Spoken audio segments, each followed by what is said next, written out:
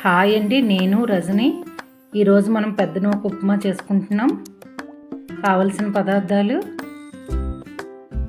Stove వెలిగించేసి పోపులు, onions అన్నీ వేసి చక్కగా ఫ్రై చేయాలండి.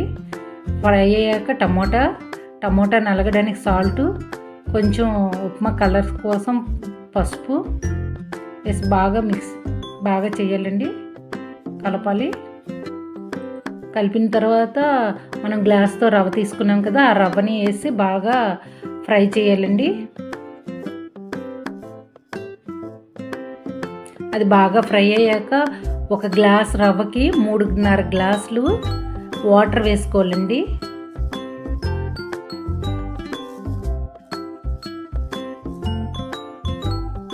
మూత పెట్టుకోవాలండి.